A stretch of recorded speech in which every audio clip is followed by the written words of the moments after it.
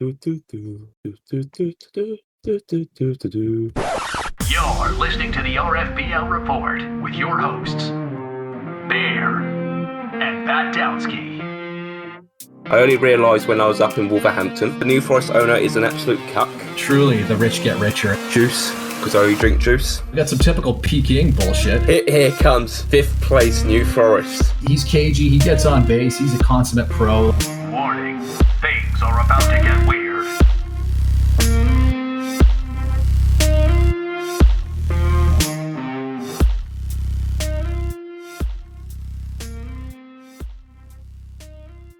There you go. Greetings, salutations. Welcome back to another one of the RFBL Reports, a very special edition this time anyways, with Pat Downsky, and joining me from across the pond, the galactic thinker himself, Ursa Major. Ursa Major. I was going to say I just came back from a Southampton win against Manchester, but this is just before me travelling up. Yeah. We're talking to you from the past, but in the future. Congratulations to Southampton winning 1-0 against Manchester United at Old Trafford. Yeah, that seems like some wishful thinking, but no longer in the relegation zone. I'm very happy right now. Yeah, no relegation yet. I can't take that seriously. The dreams. But we talked about this, and we haven't done a top 10 of all time. Like, we're in 2053 as a league. We started 2020. I think that means we've got, like, how many years is that now? 33 years, geez, mate. 32 seasons now. We're on our 33rd. Yeah, there you go. I think this actually might, because the 2020 counts, right? So, yeah, I don't know. It's quite a few years. So we've done top 10 catchers. We've done top 10 shortstops. Wait, let me quickly double check for us. No, I know that's what we've done. We've only done the two of them. Yeah. And what would you say is another super key position on the diamond that we could do? Third base.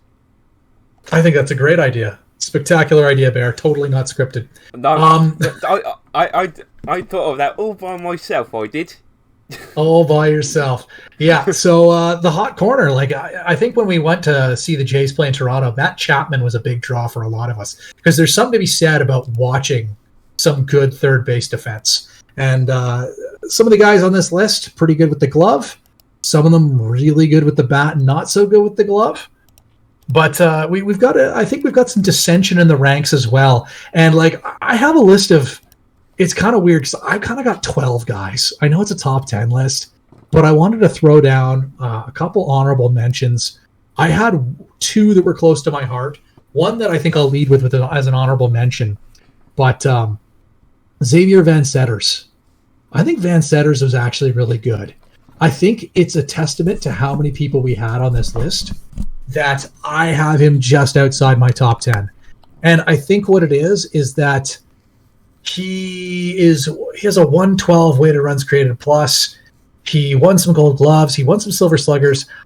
I wonder about the silver sluggers because, like, I don't know. Like, he's not the best hitter for his career, but he was really good. He was a fun player. He stole some bases. He was a franchise guy for Oslo. I think I just had him just outside. His peak, he had a 6 WAR season. Really good. 17 dingers, 18 stolen bases. That's a great season. He had 38 and a third WAR for his career. That we have a lot of guys in that kind of zone, and I felt like each of them brought something different to the table. Anyways, the top 10 list. I don't know. I'm mixing my metaphors. You should probably. Do you have any honorable mentions that you wanted to include? Because there are a lot of guys that had very good careers at this position. I had Van Setters down. Okay, so he's an honorable mention for me. Yeah, I had to mix my list up after you gave me some flames last week when I was doing some homework when we just started discussing this. I went, but there's been number 6. It sounds good to me.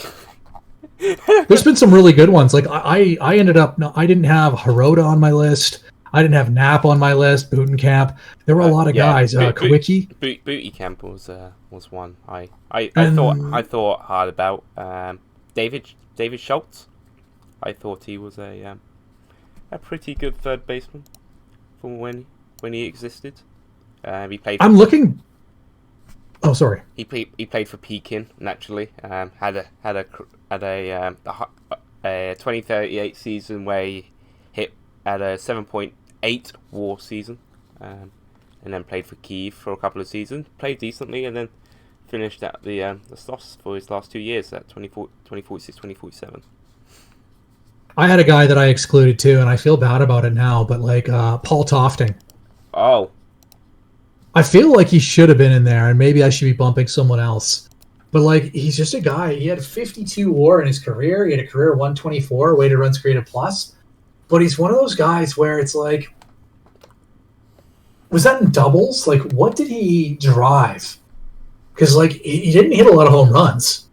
For a dude with an 18-year career, he didn't have 300 home runs.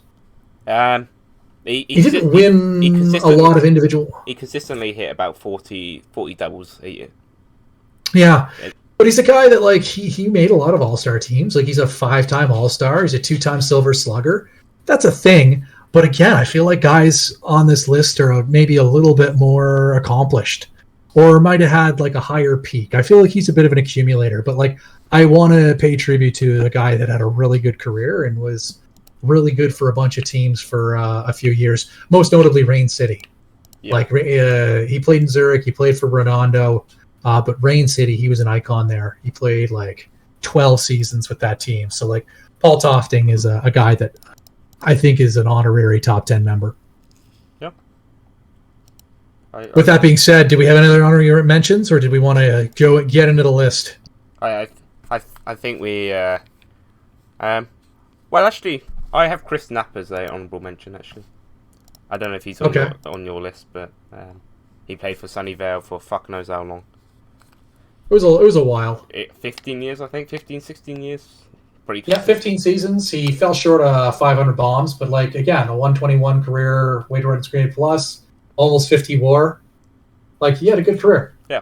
Absolutely had a good career. 4-time All-Star, 2-time league champion, 1-time Silver Slugger. It's just, I think it's a testament to how important this position is, that there's been so many good players at this position that we have to, like, somebody has to not make the cut. Yeah. And I know, like, there's going to be, like, some of my picks, it's going to be some controversy about some of those guys, but I think there's something to be said for, there's a real mushy middle between, like, about 50, like, between 35 and 50 WAR. For their careers, there's a lot of guys in that zone, and there's a lot of good guys, and ultimately we're narrowing it down to 10. Yeah. Right. Do you want to start with your number 10? My number 10 is Monkeys legend Danny Alvarez. This one might raise some eyebrows for having him above some of the guys we just mentioned, but I mean, guy had about approximately 40 career WAR. He's a 118 weighted runs created plus hitter for his career. I think people might forget how good he was at some points. His career peak was like 2035, where he's a 146 weighted runs created. He was second in MVP ballots like 2, 3, 4 times. He ran into injuries, which ended up prematurely killing his career, which is a bit of a theme with some of the guys I have near towards the tail end here. I kind of went for what their peak might have been, and I got a couple accumulators and a couple milestone guys, like a real smorgasbord.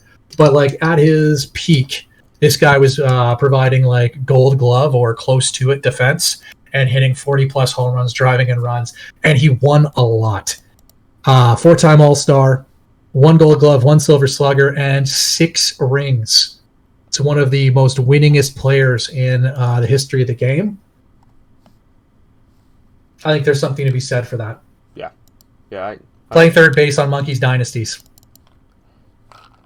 Yeah, I don't disagree with anything you said. The man's a winner. Like how? Well, I don't have him. He's got that dog in him. I don't have him in my top 10, but you know. Yeah, but who do you have 10? I have Seong Hyun Kim. This is going to be so discombobulated because we're going to be going back and forth on this. I had this guy 7. I think that some of the criticisms I had about accumulators before, I think it was just hard for me to leave a guy with 52 WAR off the ballot, especially for a guy who's had such a unique career path. And I think has been decorated more than some of the other guys that I might have left off. You give me your argument. So he won 8 All-Stars with four different teams as well. Must I add? 3 Gold Gloves, 2 Silver Sluggers.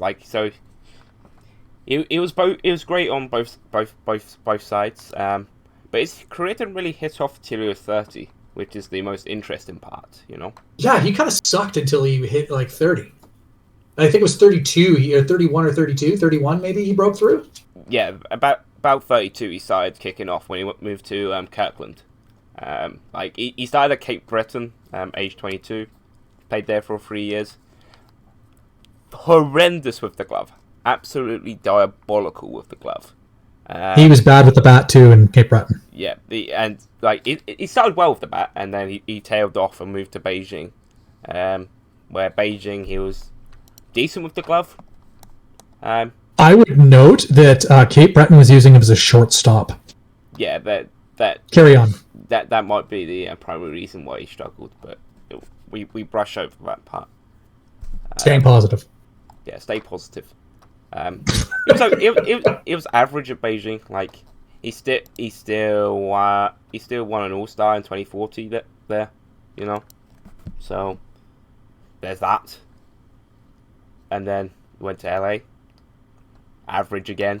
Started hitting off in his age 31. Age 31, and ended up at Kirkland, and then from there he just boomed. He became fantastic with the glove and fantastic with the bat, and you know. That's his first 4 WAR season at age 31. Yeah. And just from there, he's been like clockwork, 4 WAR a season. He hit 41 homers, at age 32. Yeah. He's a madman. And I think that's part of it. Is because when we're doing these top 10 lists, we could just rank them by wins above replacement and call it a day. You know? But there's stories to some of these guys, and I think Seong Hyun Kim has an interesting story. A good career, a great career, and I think he deserves to be on the list for one of the all-time greats of the position. Bam! So that's your number 10. That's my number 7. Do you want to give your number 9, or should I give my number 9? I'll give my number 9. You already spoke about him actually. Here was your honourable mention. He is my number 9, and it's Paul Tofton. Okay. Tell me about this guy for you, because we talked about him a little bit. We can probably brush through it because we discussed him. But what makes him number 9 for you? Just the WAR accumulation, or? I think the WAR accumulation and the consistency he's had throughout his whole career.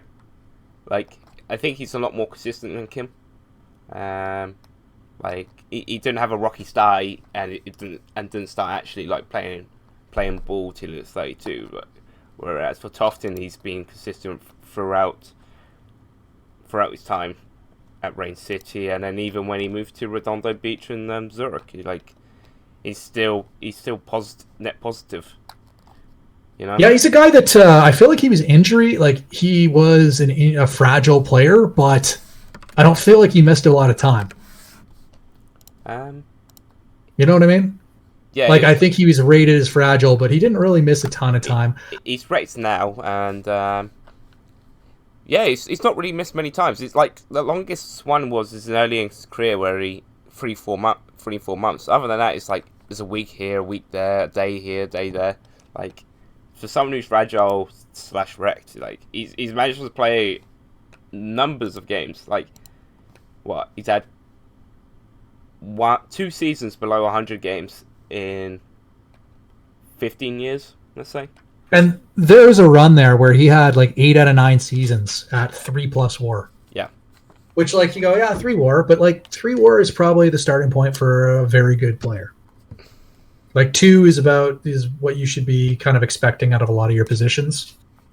3 is that's a solid starter. That's an above average starter. And then you get into some of those 4, 5, 6 years. Like he had a reasonable prime. He's still kind of kicking around. I can see why you had him ranked. I think it was for me. It was the individual accolades, where it's like, okay, 5-time All-Star, 2-time Silver Slugger, and it's like I like some. There's guys that had shorter careers that I have on the list that had more, like as we just said, like Danny Alvarez. I had on the list 1-time Silver Slugger, 1-time Gold Glove, 4-time All-Star, 6 times champion. Yeah, shorter career. So like I don't know. I can see it for sure. My number 9 is a guy that you know and love. That'd be Marco Nieves. Yes. Didn't steal many bases, but he sure stole some money. Yes. My argument for this one is that I think his peak was higher than maybe the next 5 guys on my list. Like there was a point where this guy was one of the scariest hitters. His 24 season, he was almost 200 weighted runs created plus. He was twice as valuable as your average hitter. That is just absolutely wild. So, like, I think this guy was one of the most dangerous, deadly hitters for many years. Even despite missing as many games as he did, he still had 350 home runs. He ended his career with 39.5 WAR and 135 weighted runs created plus. You look at the hardware, the dude was an MVP. Like, he actually won an MVP trophy, 6-time All-Star. He won a championship, 4-time Silver Slugger, 2 times he was the championship, like a playoff series champion or MVP. I know words. I think Marco Nieves deserves recognition as one of the premier third basemen. The star that burns twice as bright, burns half as long.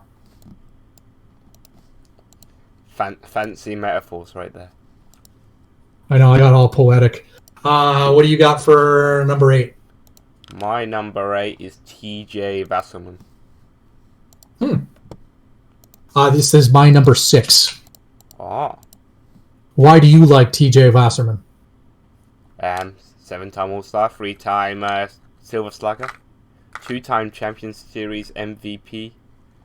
It is well known for his hitting and consistently hitting, you know. He started late as well, like age 27, I think he came into the league.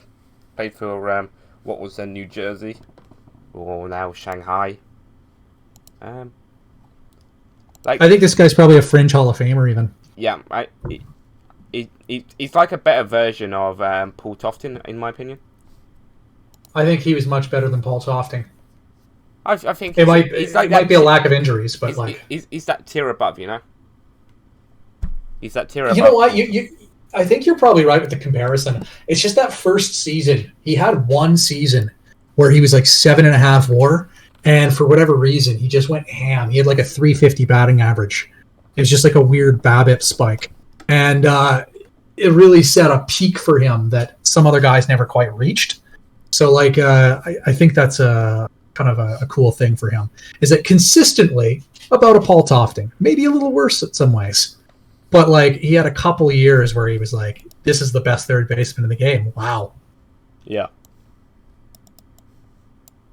But, yeah, fair enough. That was you said your number 8. That's my number 6.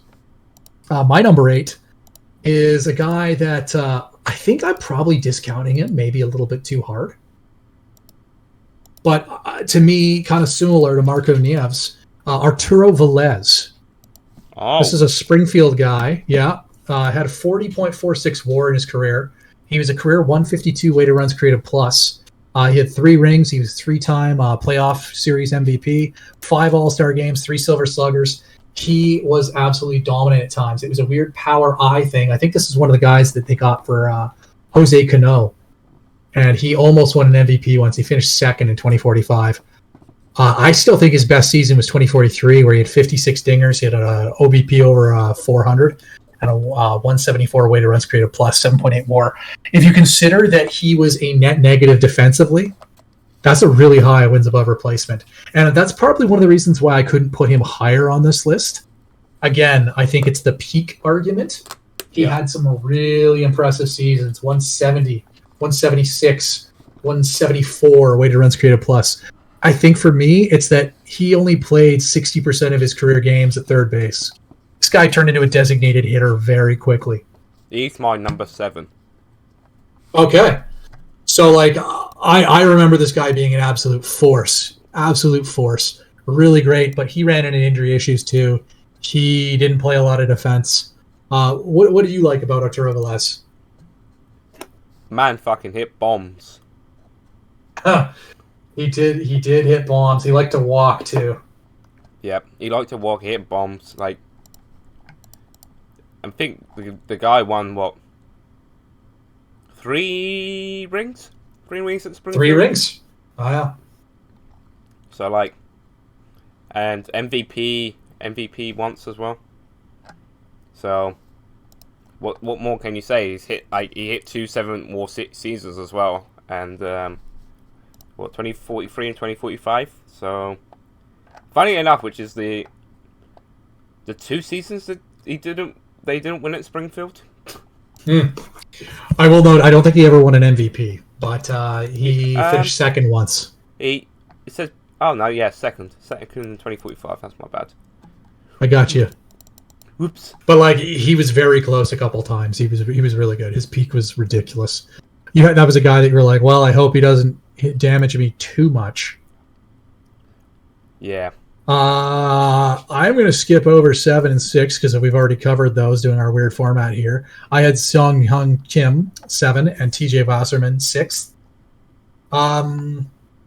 Do you have anybody that we haven't talked about in your 7 or 6 spots? 7 we just spoke about, which is Arturo Velez. My number 6 is... Where is he? Takafumi Hirota.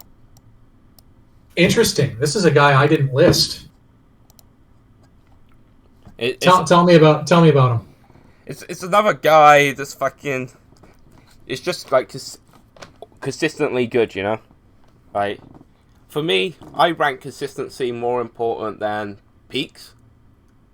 Like, if you're constantly hitting that 4, 5, 6 WAR like level, like this guy did it. What 1, 2, 3, 4, 5, 6 seasons in a row where he hit above 4.5 WAR. You know, like until 2049 when he went to Halifax, or in 2049 when he went back to Halifax, he hit above 3.5 WAR every season from 24 to the age of 32. You know. Like, you know what? I probably underrated this guy. Truthfully. Like, that to me is what, 8 seasons where you're just hitting 3.5, minimum 3.5 wars. Like, how do you not, like, well, I guess you ignored him, but personally, how do you ignore him? You know what it is that, like, to me, it's just like a guy that, I know he had injury issues, but, like, he had 250 career home runs. Yeah. He only played 68% of his games at third base, and I remember him not being particularly good defensively. You know, like, I'm not saying he was atrocious. He wasn't atrocious defensively. But, I mean, like, you're looking at a guy that was a net minus 35 zone rating in his career. So, like, for me, I went like, okay, is he good defensively? No. Did he win? No. Did he hit a bunch of home runs? No. Did he win trophies? No. But so, like, he was good. Like, he was good. Don't get me wrong. 3 Silver Sluggers, 7 All-Star games. You have to think, that's 6 of those All-Stars are in a row as well. Yeah, well, so you know what? Like, yeah, he was really good for a lot of years there. I don't want to take away, but I just, like, I don't know. Other guys seem like they had, like... it's another one of those, like, TJ Wasserman, Paul Tofton things, you know? I think Hirota hit better than either of them. Like, honestly, probably hit better than either of them. But his best seasons were not as good as TJ Wasserman's. No. And he didn't field nearly as well. But, like, his seasons are more consistent than TJ Wasserman, you know? I think I like Hirota better than Song Hyun Kim. I just couldn't say no to Kim. Yeah. The weird story of his career. You know? Yeah, I get you. I would. And I will fully admit that I am very inclined towards third base defense. I like to watch it. It's a thing I like to see. Even in spreadsheet baseball, it's a thing I like. Third base defense. Right. I like third base defense. Did we do your number 6? We did. It's TJ Wasserman. Oh, yeah. My number 5, though, is Kenji Suzuki, Hall of Famer. Ah. Unanimous Hall of Famer. Well, he's my number 4. This is an accumulator. I think it's underrated, perhaps, how good he was, because he's that consistent thing that you were looking at. 115, 120 weighted runs created every year, 4 or 5 WAR. He could play defense too. Yep. Like, he was a net 27. It's like an Uno Reverso on our other friend Hirota there on the defense. But like, this guy had a long ass career, 20 years almost, I want to say. You know, so he was a really good player. He didn't hit a lot of home runs, but he got a lot of hits. Lots of hits out of this guy, some extra base hits. It's just with Hirota, with Kenji Suzuki, you start to it really clicks in that there's more than one way to accumulate WAR. Because like, these guys didn't have eye-popping home run totals. Probably about 30 is a career high for Hirota, and 30 was a career high for Suzuki. But like, some longevity. Man won a ring. 59.7 WAR for his career. It's a Hall of Famer. Yeah. Okay. That's Who do you have at 5? That's why he's on my number 4. My number 5 is Danny Gutierrez. Yep. I made a homer pick, and I have him higher than this. I think there's a slight bias to that one, but that's just I think there's something to be said for almost 700 home runs. Like, I mean, we keep voting for Matt Martin for the Hall of Fame for 700 home runs. He's the all-time home run leader at third base. 16 years of Castle Gar torture. Yeah. I mean, like, 55.8 WAR for his career. Yeah. Second in Rookie of the Year. 8 All-Stars at Castle Gar. 2 rings. 2 Silver Sluggers. 2 playoff MVPs. Yeah, 2 playoff MVPs. In the same playoff run, actually. Yep. So, like, the man's a winner, you know?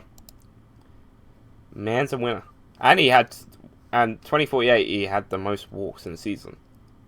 Oh, actually, no, that's fucking strikeouts. Whoops. Yeah, that's strikeouts, buddy.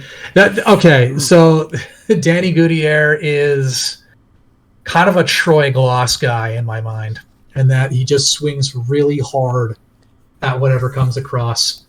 Just swings as hard as he can, and sometimes he's going to make contact. About 22% of the time he's going to make contact, and a large number of those are going to go really hard out of the park, and a lot of them is he's going to miss. Hit hard and go home. Yeah, pretty much. To me, I think he was a very ideal number 4 hitter in the lineup, just like a guy, because like, I think the bigger brain play is to put better all-around hitters at 3 and 5, and your best all-around hitter at 2. But just some big goon that's going to swing real hard at the 4 hole. Danny Gutierrez was that goon. He's definitely that goon with a .230 average. Yeah, hitting 230, 118 weighted runs created plus for his career. So, like, yeah. He had exactly 2,000 hits. Yeah, he actually did that on purpose because he's done everything to avoid getting a hit this season. Ah, yes. Very understandable. Yeah. Not the best with the glove, but I mean, like, this is a guy that made all but 11 starts in his career at third base. Yeah, so he's a true third baseman through and through. Yeah, he only ever played third base, and he played 10 games of first base this season before he got washed up and got sent down. Yeah, 11 first games at first base, 1 center field. I don't know why he played center field. I honestly... He played 1 whole game of center field. Yeah. But yeah, all-time leader in home runs at the position. Over 50 WAR. Bunch of hardware individually. I don't know. I think there might have been some guys that, like, Yeah. Feels like kind of a reverse Kenji Suzuki, where like all this guy's value is from hitting the ball as hard as possible, and none of it is about consistently making contact. Yep. But yeah, I think that's about the tier. Is a Kenji Suzuki, TJ Wasserman, like Kim when he finally gets to the retirement, to the washed up stage. Like that's a kind of a tier, I think, for me. I think there's a very clear delineation. Is like the next guy on the list for me is, I struggled with this one because he didn't play at the position a lot, but he was just one of the all-timers. You know what I mean? Yeah. And I think he's in your next few as well. But Brad Wire. Brad Wire only played 56% of his games at third base, but like he accumulated 64.5 WAR. He's my number 3. Yeah, he's really good. He walked so many times; it was just ridiculous. I remember that career. I remember that Redondo Beach team where it's like, what, I think it's Nick Washington or something, and Brad Wire, and it's just they walk for Britain. Yep, walked so much. Had like a 390 OBP for his career. Yeah. 123 weighted runs created plus. This guy's like Brad Wire's a bit of an accumulator. He played a long time, from 21 to 38, but like yeah, good long career. He played a lot of it at shortstop. Yeah. And like his best season was at shortstop. It was 2027, 7.6 WAR. Yeah. But Brad Wire was a really good player for a really long time. 8-time All-Star, 1-time playoff MVP, 3-time Silver Slugger, although only once at third base. So, like, I think Brad Wire, if we're gonna file him somewhere for his career, is a third baseman. But it's kind of like his prime. He was playing shortstop. Should he have been playing shortstop? I don't know. Who's to say? He was also terrible with the glove. If you look at his zone rating, he has like a career minus 55. Yeah, it's not a minus 35. It's not pretty. Yeah. So like there were drawbacks, but he's an all-time great. He's a Hall of Famer. Brad Wire rules. All right. Here's like, have we cleared everybody out before we can do another honorary announcement? We did Suzuki, Danwa, Gutierrez. Yeah, I've done all my 7. Okay, cool. So we have 2 guys left, and then an honorary mention, because I think in the era of plumbers, there's some guys that we probably need to give some credit to. Like Greg Rogers came up in research for this. Oh, yeah. A guy who played only a few years at the beginning. He played from 2020 to 2023. He accumulated 11 WAR. And you go, that doesn't sound like an all-timer. 115 weighted runs created plus. Only hit 50, like 51 home runs. Mm-hmm. What's this guy's deal? What makes him so special? It's that he did it from age 42 to 45. This man had a 6 WAR, 155 weighted runs created plus season at the age of 42. Yeah. And that was back at the dead ball era. And if you look, like he was actually very adept at playing the field. Like he was a very good third baseman, 5 zone rating at the position at age 42. I think it was kind of like a did not finish, because it would have been really hard if we were to try to extrapolate this guy's career for what he would have actually done in his prime. Yeah. Because if he was playing third base at age 42 to 45 at a pretty high level, what 11, I don't think he would have been a third baseman. I think this guy would be on a conversation for shortstop. Yeah. Because, like, what would he have been at 24? Like, guys have different career paths, right? Like, maybe this is Jose Bautista. Maybe he was more of a Kim kind of guy. But I just think based on the high-end defense, high-end offense, and a dead ball era environment, I think we could probably extrapolate that Greg Rogers might have been like an all-timer shortstop that aged into playing a real good third base. In a truncated season where I think it wasn't 162 games. Oh yeah, that's another thing. And it was dead ball era. Yeah. I don't think we've actually touched on any other guys that played in the shortened seasons, did we? No. The only two I would sort of consider are both Hall of Famers. Tony Caballero and Koshi Hori. Yeah, so there we go. We had a couple other guys that probably should get some similar love as Greg Rogers. I just think Greg Rogers was probably the starkest because, like, Yeah. I can't imagine having a 43-year-old posting up a casual 4.5 WAR season. Oh, Insane. oh yeah, definitely. Like Greg Rogers is by far the top, and then you got Tony Caballero and then Koshi Hori just like underneath as like the top three. Yeah, Of the it's wild. The bygone era. The bygone era. So like we didn't rank them on this list, but I think that if Greg Rogers had played an entire career, he'd probably be one. He'd be in this top three, or he'd be at the top end of the shortstop list. Yeah. Hard to say, but like Greg Rogers, salute.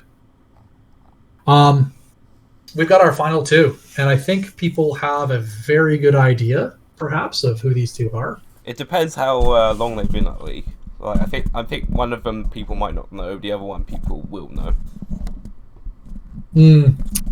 I guess there'd be some players that wouldn't know about the legend of Greg French, the guy who got paid like $5 million a year by Boston for forever because he bought the dip. Yeah, bought the dip in his first year. Good old mustard man. This is the guy who retired with a 146 weighted run created and 73.4 WAR. I have him at number 2 on the list. And the reason I have him at number 2 on the list, despite having 5 championship rings, an MVP, 5 Silver Sluggers, 9 All-Star appearances, and an absolutely ridiculous peak where he would slug the crap out of the ball and then walk 120 times. The reason I have this man second, because I love third base defense. And I think that he was not as good defensively as the other guy on the list. He was not bad defensively. Do not confuse that. He ended his career on a positive zone rating from the amount he accumulated in his early years. I can tell you from his time playing in Castlegar, he did not finish as a good defensive third baseman. But he had a pretty good career as a whole there, and definitely he's a Hall of Famer and an absolute legend. I have Greg French at number 2. I had Greg French at number 1. Indeed. Do you want to talk about your guy for number 2, and I'll chime in on that then? Yeah. Mine is Vashislav Baturov. The man that gave me nightmares for 15 years. Yep. Baturov, 2 times MVP, 7-time Gold Glove, 8-time Silver Slugger, 15-time All-Star, 2-time playoff MVP. 92.9 WAR. MVP nearly every single year of his career. All-star every single year of his career, I should say. Yep. Just wild. 136 weighted runs created plus at the end of it. My argument for why I put Baturov second to Greg French is Greg French played in a truncated dead ball era season and started at the age of 27. So like I am actually sympathetic to that argument because if you look, Greg French played 14 seasons. Yep. And of those 14 seasons, the first 6, so almost half of his career, was played with a slightly shorter season. I think 144 games instead of 162. Yep. Or 155 or whatever, 158, whatever. I don't even know how many games there are anymore. So I'm super knowledgeable. But like I would go into that argument a little bit. Like I can understand that argument. There's some accumulation there. You'd think that perhaps I think even if you were to extrapolate that he started at say 23. Let's say he started at 23 and he didn't break out until he was 28. Yeah. You know, if you even assume like a collection of 2-ish WAR seasons, that gets the WAR totals much closer.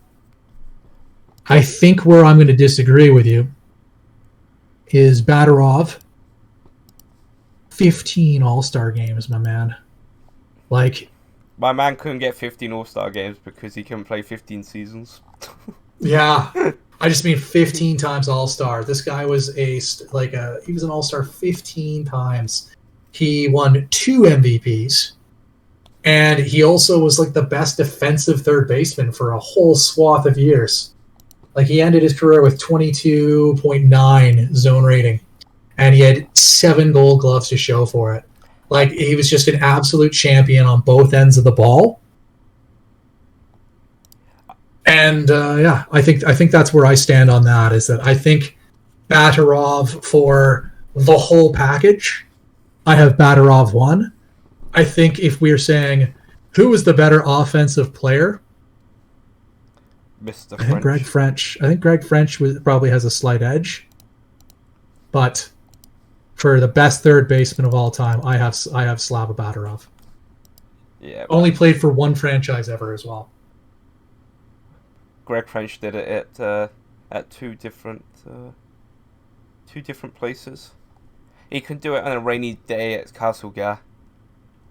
Yeah, he did. He did come over, win a ring, and then piss off. Yeah, exactly. He managed to win five rings. I will say it's crazy that Greg French only has 1 MVP trophy.